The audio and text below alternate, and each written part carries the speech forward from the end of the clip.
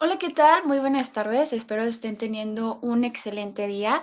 Eh, Encantada de participar en estas jornadas de residentes, en las primeras jornadas de residentes. Muchas felicidades al equipo organizador y muchas gracias por la invitación. Mi nombre es Magali Figueroa Rivera, yo soy especialista en urgencias médico-quirúrgicas y cuento con un posgrado de alta especialidad en toxicología clínica. El tema del día de hoy es sustancias de rapto o sumisión química. Es un tema que últimamente hemos escuchado más, probablemente en noticias, probablemente en algún familiar, algún conocido, el amigo de algún amigo. Hemos visto o muy sonado el que le ponen algo en la bebida, se sienten diferentes o dicen yo normalmente tomo, pero el día de hoy tomé algo y me siento raro. Sin embargo, lo vemos más frecuente, es difícil hacer el diagnóstico o identificar estas sustancias o probablemente alguno ni siquiera sabía que existían este tipo de sustancias, ¿vale? Entonces, aquí la importancia de este tema que vamos a ir revisando poco a poco. Antes que nada, me gustaría hacer una breve definición sobre lo que son las sustancias químicas. Si bien varias bibliografías lo definen como el uso de o administración de una o varias sustancias psicoactivas en una persona. Esto con fines delictivos o criminales, a lo cual se denomina delitos facilitados por drogas. ¿Cuál es el fin de tener este tipo de sustancias? Es manipular o modificar la voluntad del comportamiento de algunas personas. Es decir, tras ponerle algo en la bebida, en algún alimento, es manipular su voluntad. Esto alterando su grado de vigilia y su capacidad de juicio y de alerta. ¿Cuál es el objetivo de utilizar este tipo de sustancias por medio del agresor? Es con fines de agresiones sexuales, robos o algunas otras prácticas delictivas. Si bien hemos escuchado probablemente le dieron algún tipo de sustancia, pero pierden esa voluntad o la detección de detectar ciertas áreas o ciertas eh, situaciones de agresividad, ¿vale? Entonces, probablemente la persona se sube al auto voluntariamente tras la ingesta de estas sustancias, probablemente abre la puerta, deja pasar a extraños, van a un cajero, le piden que saque todo el dinero y la persona muy fácil les va a dar todo lo que ellos piden. Entonces, vamos a ir poco a poco viendo las características de estas sustancias, ¿ok? Existen dos tipos de mecanismos por parte del agresor, una que es proactiva. ¿Qué quiere decir? La proactiva probablemente algo le pusieron en las bebidas, en la comida, sin en que se diera cuenta la víctima, y la otra es la oportunista. Si bien la oportunista probablemente sea la más frecuente, es decir, solamente la persona está observando que la víctima está consumiendo alcohol, que está consumiendo ciertas drogas y nada más está esperando el momento cuando después de ese subidón, por ejemplo, de cocaína, se cansa, más la ingesta de alcohol, probablemente después viene el deterioro neurológico. Entonces es ahí donde se aprovecha de ese deterioro neurológico para probablemente tener algún abuso o algún delito. Tanto así que también depende de la educación que tenemos que ir teniendo en las futuras generaciones. Hicieron un estudio en hombres entre la tercera y cuarta década de la vida. Mencionaban en una encuesta si consideraban un abuso sexual, tener relaciones sexuales con una mujer que estuviera sin su consentimiento, que estuviera bajo los efectos de alguna sustancia o de alguna bebida etílica, y ellos contestaban que no consideraban que eso fuera una violación. Entonces, desde ahí ir poniendo o ir cambiando un poquito el panorama y la educación, ¿ok? Entonces, de acuerdo a la Oficina de Naciones Unidas contra las Drogas y el Delito, en su publicación de directrices para el análisis forense de sustancias que facilitan la agresión sexual y otros actos delictivos, menciona que como tal no tenemos una estadística. Y esto es probablemente porque no se ha unificado la recolección de datos. Sin embargo, sí nos informa que menos del 20% se denuncian. ¿Pero a qué se debe esta disminución en la denuncia? Porque mujeres o hombres que son agredidos bajo este tipo de sustancias no denuncian. Uno, porque se sienten culpables, ¿no? ¿Cómo me fui con tal persona? ¿Cómo tomé tal bebida? Otro, por la desconfianza de qué van a decir, o probablemente no me van a creer, no van a hacer nada, ¿para qué voy y denuncio? Y otros son los efectos que tienen las drogas. Probablemente de aquí a que despierte una persona, sepa bien qué fue lo que pasó, arme muy bien todo el escenario, saber si sí hubo una violación o no. Entonces, probablemente le cueste razonar y saber si sí o no van a denunciar. Y el tiempo transcurrido, eso es fundamental. A lo largo de esta plática vamos a ir viendo que el tiempo es fundamental para la detección de estas sustancias. Ahora bien, esto es un trabajo en equipo por medio de diversos organismos, ya sea médicos, toxicólogos clínicos, toxicólogos forenses, laboratorios, a nivel penal, judicial. Se debe trabajar en conjunto para normalizar procedimientos para la recolección de datos. Esto nos ayudará a saber qué tipo de sustancias se están utilizando, cuál es la prevalencia de estas y cuál es la tendencia nacional o regional. Esto nos ayuda a prevenir y detectar qué tipo de sustancias se están utilizando, lo cual hace también difícil porque cada vez la gente está creando nuevas sustancias, están mezclando estas sustancias y de por sí ya son difíciles de detectar, esto hace que se complique más. ¿Cuál es la característica de estas sustancias que suelen utilizar como sustancias de rapto o sumisión química? Son sustancias que son fáciles de obtener, que vamos a ver que incluso son medicamentos, son de acción muy rápida, una vez que la ingieren, en algunas presentaciones van a ser 15, 30 minutos, ya estamos viendo el efecto. Síntomas que son poco específicos. Vamos a ver que, por ejemplo, GHB, alguna benzodiazepina, el paciente tiene alteraciones en el lenguaje, en la marcha, y cualquiera pensaría que está bajo los efectos del alcohol, ¿no? Entonces van a decir, está borracha, no pasa nada. Entonces, sin embargo, hay que ir detectando que no todo es la ingesta de alcohol y que incluso bajo los efectos de alcohol puede ser víctima, ¿sale? Difícil de demostrar agresiones. La paciente o el paciente que esté bajo los efectos de esta sustancia parece que coopera, pierde esa defensa o el acto de detectar ciertas agresiones y parece que coopera o se vuelve como sumiso, ¿no? Entonces, por lo tanto, no va a haber agresiones. La administración suele ser vía oral, por lo tanto no se dan cuenta cuando se administran en alimentos o en bebidas. Y otra característica importante de estas sustancias es que no tienen sabor, no tienen olor y no tienen color. Si bien en algunas sustancias como es GHB pueden referirla que sabe un poquito salada, la verdad es que pasa desapercibido. Y requieren dosis muy bajas, muy, muy bajas para lograr el efecto deseado. Si bien ellos no quieren matar a una persona, lo que quieren es solamente ese efecto de sumisión, de somnolencia, de desorientación de la víctima, entonces requieren dosis muy bajas. Sin embargo, aquí está la otra letalidad, que debido a que no utilizan una dosis estándar, ellos no miden o no saben, puede llegar a causar la muerte. Muy bien, ¿cuáles son los síntomas? Aunque son poco específicos, la mayoría de las sustancias que suelen utilizar son amnesia anterógrada, es decir, posterior a la ingesta de alguna de estas sustancias en adelante, ellos no van a recordar nada.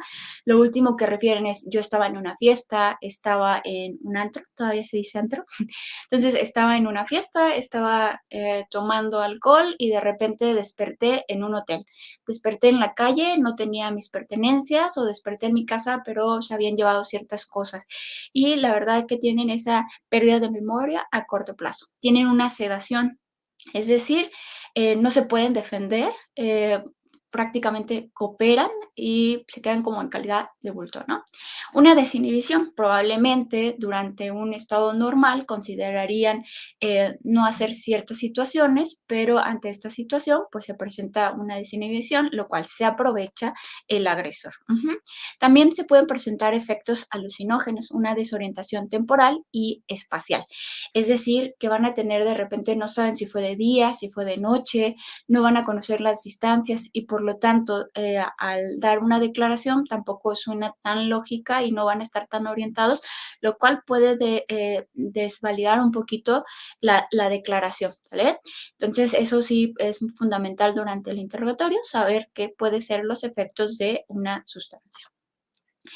Algunas sustancias de las que vamos a revisar, vamos a ver GHB, vamos a ver flunitrazepam y escopolamina. Si bien hay que dar por enterados que existen este tipo de sustancias, que nos podemos exponer a este tipo de sustancias y como hemos visto, pues son muy fáciles que las apliquen en alguna bebida. La verdad es que no son tan difíciles de obtener. Sabemos que pues no está tan regulado todo y en algunos casos incluso son medicamentos. Si ahorita preguntamos quién tiene alguna benzodiazepina en casa, un familiar o algo que esté tomando benzodiazepinas, probablemente en casa la encontraremos. Si bien el alcohol es una de las sustancias más utilizadas, es una sustancia que está socialmente aceptada, ¿no? Entonces no pasa nada si dices, está tomando alcohol, alguien le invitó alcohol, no pasa nada. Pero mencionábamos que es una de las agresiones oportunistas.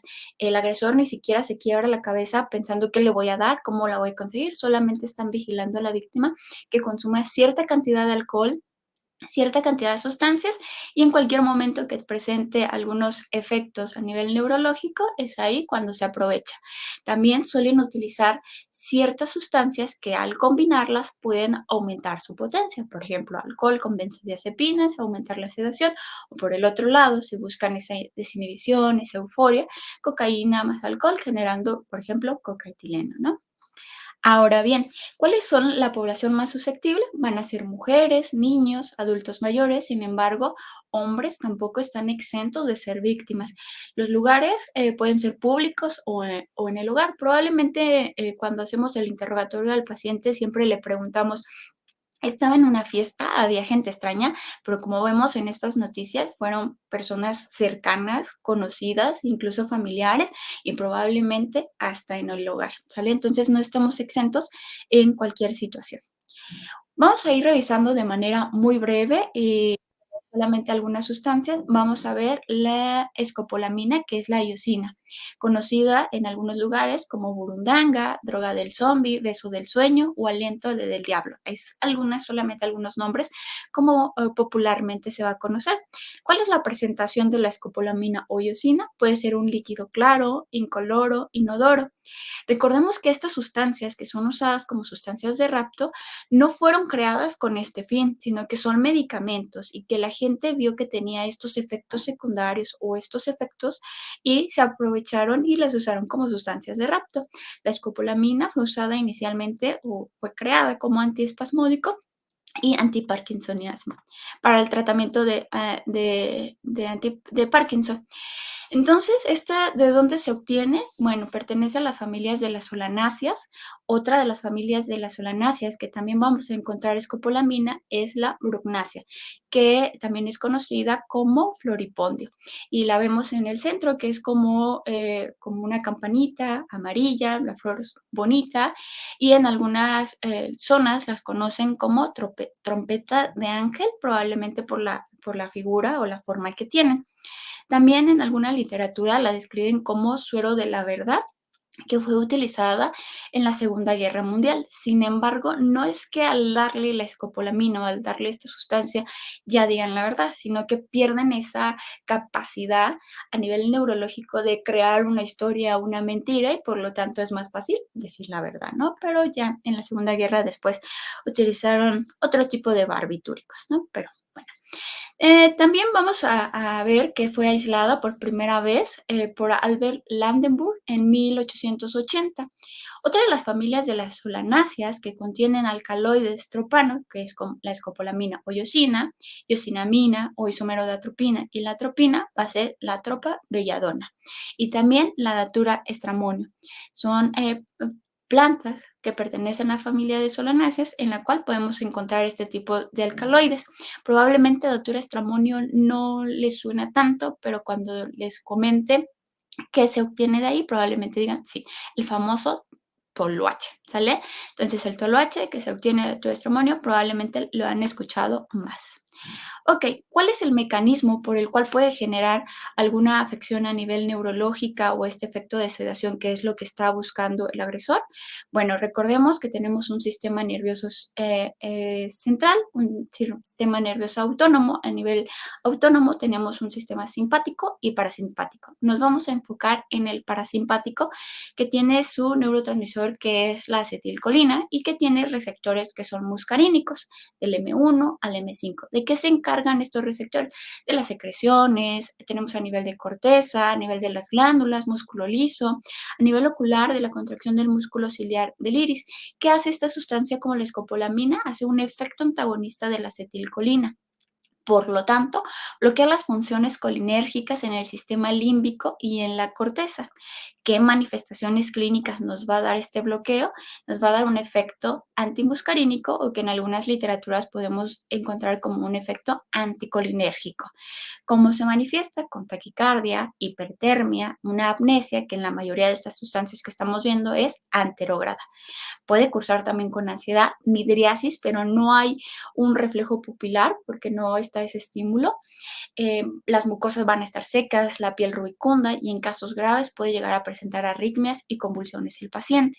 El inicio de los síntomas va desde 30 a 60 minutos y pueden durar incluso 24 horas.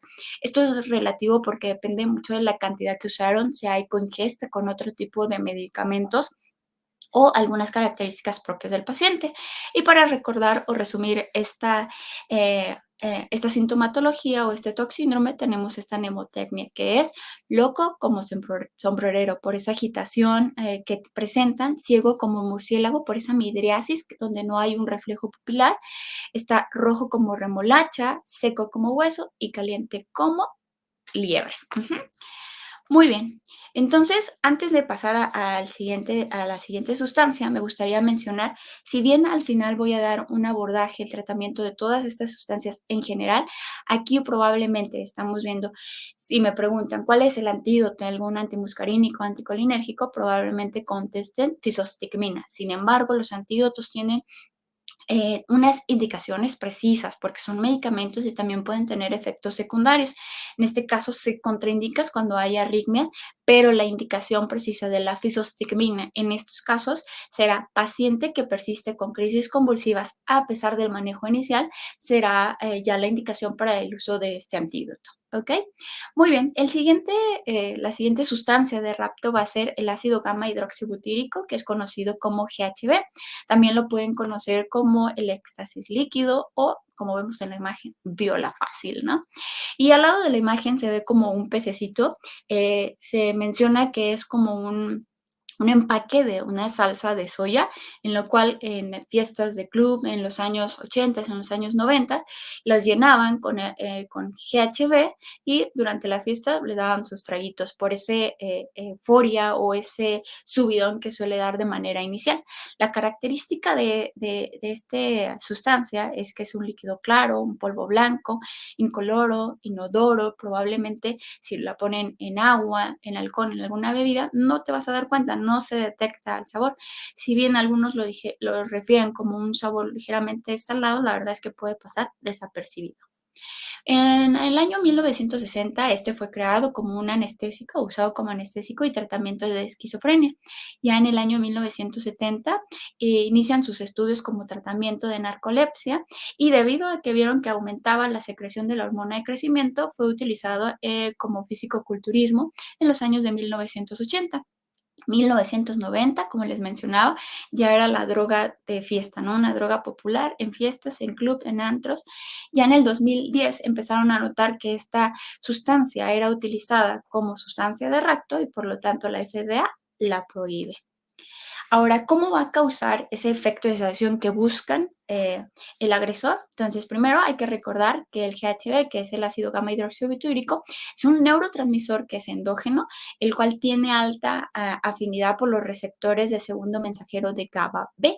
Esto modula también las concentraciones de GABA y por lo tanto va a haber también un bloqueo de los neurotransmisores y de los neurotransmisores de adrenalina, ¿sale? Es un amplio depresor del sistema nervioso central, además de que tiene sitios, si bien se sigue estudiando todavía el GHB, hasta el momento se sabe que su efecto es porque tiene sitios de acción e incluso receptores propios, donde en hipocampo, en ganglios de la base, corteza cerebral y amígdalas, ¿no? Pues toda una fichita el GHB. Entonces, ¿cuáles son las manifestaciones que nos va a dar como este depresor del sistema nervioso central? Va a ir desde mareo, pérdida de memoria, euforia y como les comentaba, primero puede ser un subidón. El que lo ingiere o era muy popular en este tipo de fiestas o en pacientes o en personas homosexuales por esta relajación muscular y que les facilitaba el acto de tener relaciones sexuales y este subidón que les daba. Sin embargo, posteriormente ya viene la somnolencia y el letargo. También pueden cursar con visión borrosa, mareo, dificultad respiratoria, náuseas y vómito. El inicio posterior a la ingesta de esta sustancia, las manifestaciones van desde 5 a 15 minutos. La duración de estos efectos es de 3 a 6 horas y el metabolismo puede ser durante 12 horas. Ahora bien, sabemos que a niveles entre 5 a 10 miligramos kilogramos, el paciente ya va a cursar con apnesia, hipotonía, euforia, mientras que a 20-30 ya empieza con somnolencia, mareo, entre 50 y 60 el paciente ya puede presentar coma, bradicardia, depresión respiratoria y en sobredosis importantes va a cursar con hipertermia, coma, hipotensión, bradicardia, arritmias letales o incluso la muerte. Si bien mencionábamos el agresor solo quiere ya sea abusar sexualmente, robar o cometer algunos otros delitos, no miden las dosis, no saben qué antecedentes tiene la víctima, entonces puede generar arritmias letales o incluso la muerte. Otro tipo de sustancia es el flunitrazepam, también conocido popularmente como Rufis, Rofis, Círculo, R2 o el Valium mexicano. Pertenece a las benzodiazepinas, es el grupo de hipnóticos sedantes y fue sintetizado en 1970 por Leo Henrys. Este suele combinarse con otras drogas para potenciar el efecto, ya sea con el alcohol o alguna otra sustancia. La administración suele ser vía oral y tiene una vida media entre 15 a 30 horas. ¿Cómo logra el efecto deseado? Por medio del agresor. Tiene una unión al receptor GABA. Recordemos que el GABA tiene un canal iónico, este está dado por el cloro, el cual cuando es estimulado genera una hiperexcitabilidad, un estímulo, genera un estímulo y por lo tanto también va a llevar a una inhibición de la neurotransmisión por medio de la inhibición de los receptores de glutamato, NMDA y AMPA, ¿sale? También puede bloquear la biotransformación y la recaptura de adenosina. Este bloqueo de la biotransformación y de la recaptura de adenosina es lo que explicaría que este tipo de pacientes presenten incluso hipotensión, ¿sale? Entonces, todas estas bloqueo y esta unión va a manifestarse con relajación muscular, apnesia, un efecto hipnótico, la sedación, visión borrosa y en casos más graves ya vimos que pueden presentar compromiso ventilatorio o hipotensión, pero ya sabemos por qué. Otro tipo de sustancia va a ser la ketamina, que también es conocida como Special Cat o Kit Kat. Este es un anestésico disociativo y ahorita vamos a ver a qué se refiere, que es de uso en animales y en humanos. Su administración va desde vía intravenosa, intramuscular, nasal, vía oral. Si bien el agresor probablemente no use algo intravenoso porque lo que quiere es pasar desapercibido, entonces un piquetito ya sería muy llamativo, ¿no? Entonces, sabemos que fue sintetizado por primera vez en 1962 y que tiene una biotransformación a nivel hepático donde genera otros metabolitos que son activos, que es la norketamina y la dehidronorketamina. Su vida media va de 2.5 a 3 horas. ¿Cómo va a actuar para generar este estado o afección neurológica? Sabemos que es que tiene un efecto antagonista de los receptores de NMDA. También va a generar esto un bloqueo de la entrada de calcio. Por lo tanto, el bloqueo de la entrada de calcio hace que no se lleve la señalización córtico-cortical y córtico-subcortical. Esto también aunado a un efecto agonista opioide débil y además porque también bloquea la actividad de glutamato y aspartato, lo cual van a ser neurotransmisores excitatorios. Entonces, al bloquearlo, pues va a generar mayor depresión. Las manifestaciones clínicas van a ser desde confusión, ansiedad, agitación, alucinaciones visuales, auditivas, disforia, delirio, crisis convulsivas y más graves, arritmias. Entonces, ¿a qué nos referíamos con este patrón disociativo? Va desde sedación, amnesia y analgesia. Posterior a la ingesta de este tipo de sustancia, de 10 a 25 minutos ya vamos a empezar a ver este tipo de manifestaciones. Como ven, es muy, muy rápido el que empiece a tener manifestaciones el paciente. Entonces, el diagnóstico. ¿Cómo se hace el diagnóstico? ¿Cómo sé que un paciente está expuesto a este tipo de sustancias? Mediante la exploración física, un interrogatorio. Si bien veíamos en escopolamina que se integra un toxíndrome anticolinérgico, antimuscarínico, flunitrazepam, GHB, que podrían integrar un toxíndrome hipnótico sedante, este no siempre se llega a presentar tal cual del libro, porque se pueden combinar, depende del tiempo de evolución. Entonces, puede que no siempre lleguen con los otros presentando el toxíndrome, ¿sale? La exploración física también nos ayuda a ver si hay algún tipo de agresiones, ya sea pensando en algún abuso sexual. Sin embargo, mencionábamos que el paciente puede incluso cooperar, que puede, se pone de manera sumisa o pierde estos reflejos de defensa, por lo tanto, puede que no presente lesiones y eso no exenta que el paciente efectivamente fue agredido. ¿Vale?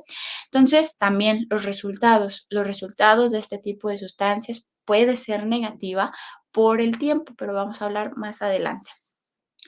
Podemos complementar otros laboratorios de gabinete para ver complicaciones, una química sanguínea, electrolitos séricos, enzimas cardíacas musculares para descartar función renal, datos de rhabdomiólisis asociada a estas sustancias o las actividades que estuvieron haciendo durante el consumo de estas sustancias.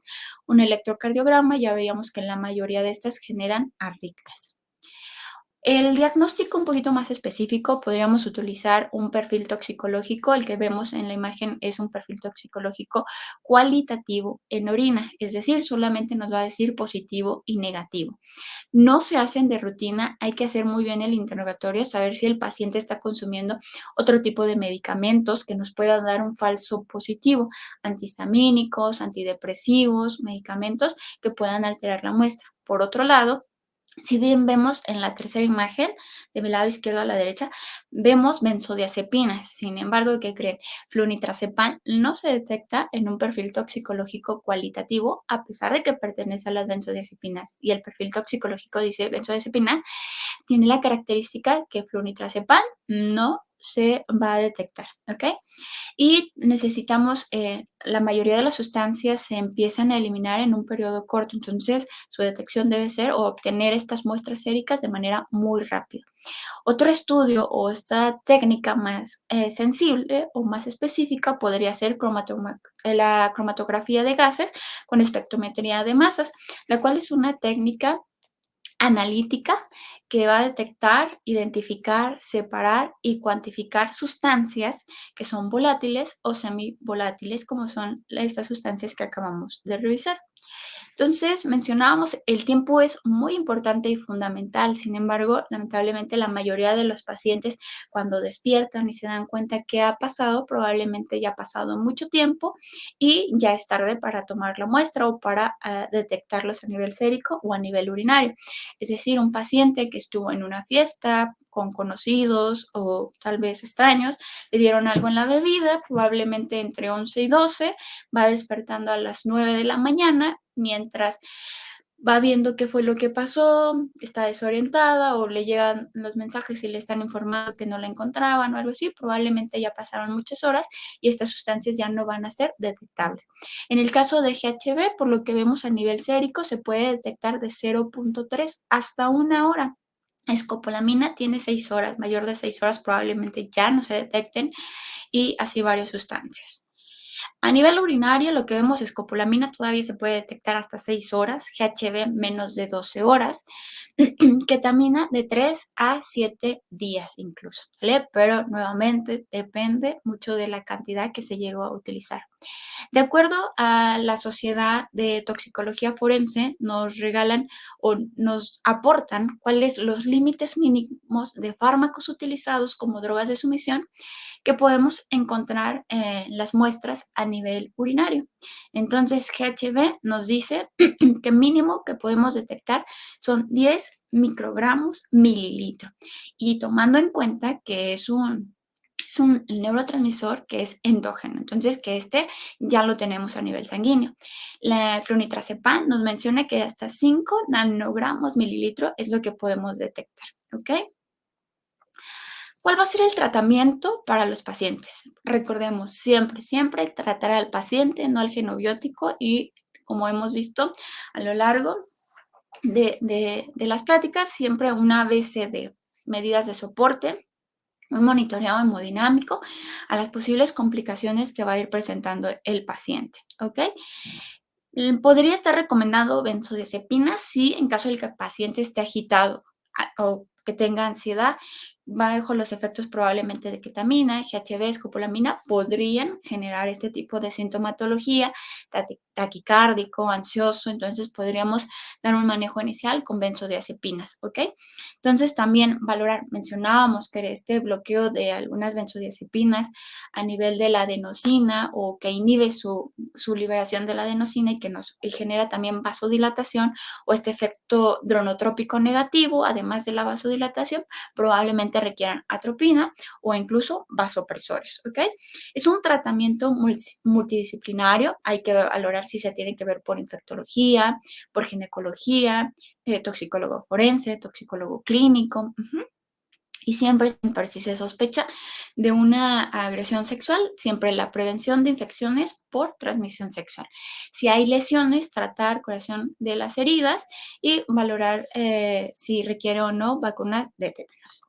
Ahora bien, sí lo pongo aparte porque probablemente si mencionamos a una exposición por benzodiazepinas, probablemente digan todos, pues hay que administrar flumazenil. Entonces, los invito a que revisen ya con más calma este artículo que se llama Flumazenil, recomendaciones para el empleo seguro en el servicio de urgencias. Si hemos aprendido a lo largo de la carrera antídoto de benzodiazepinas, flumazenil. Sin embargo, ya hay que ser un poquito más puntuales en saber que es un medicamento que también tiene efectos secundarios y que va a tener indicaciones precisas. Los efectos secundarios es proarrítmico, proconvulsivante, entonces no es tenerle miedo, pero sí respeto al uso del flumazenil. La indicación ante la sospecha de una sustancia de rapto en flumazenil es que el paciente tuviera algún compromiso ventilatorio. ¿Cuál es la conclusión? Bueno, siempre nos corresponde como trabajador de la salud medidas de prevención a familiares, a conocidos, darles a conocer que existen este tipo de sustancias, cuál es el modo por el que se los pueden dar en la calle, en alguna prueba de alguna bebida, alguna comida, en algún taxi o en el Uber que se suben y les ofrecen agua, puede estar con alguna sustancia de rapto. La detección temprana, si estamos en una fiesta, estoy en un antro y de repente tomo mi bebida y me estoy sintiendo mal y comunicarme inmediatamente con alguna persona y decir, algo está mal, me siento mal, esto no es normal y que la sigan vigilando o acudir inmediatamente al médico. Como nosotros, como personal de salud, tratar al paciente, no al genobiótico, si bien existen antídotos, tienen indicaciones muy precisas por las posibles complicaciones. No retrasar las tomas de muestras. Ya veíamos el tiempo que es muy corto para obtener una muestra de orina, una sérica, porque probablemente se empieza a metabolizar y ya no vamos a encontrar la sustancia. Por lo tanto, por este mismo retraso en la toma de muestra y su fácil eliminación, vemos que un resultado negativo no significa que el paciente no estuvo expuesto a este tipo de sustancias. Lo mismo, si el paciente puede presentar lesiones o no, ¿sí? Por todo este mecanismo que veríamos de las sustancias. Y también solicitar la asesoría de un experto, un toxicólogo forense, un toxicólogo clínico, o apoyarnos también con autoridades. Bueno, por su atención, muchas gracias. Les comento, este es el número del Centro Toxicológico del Hospital Ángeles Lomas, que a pesar de ser un hospital privado, brinda atención vía telefónica, asesoría vía telefónica sin ningún costo y siempre son asesorados por un experto. Ajá, estamos los 365 días del año y las 24 horas. Los invito a que conozcan nuestras diferentes redes sociales y dejo mi correo por si tienen algún comentario o alguna duda, con mucho gusto me gustaría leerlos, ¿ok? Muchas gracias, pues a cuidarnos entre todos.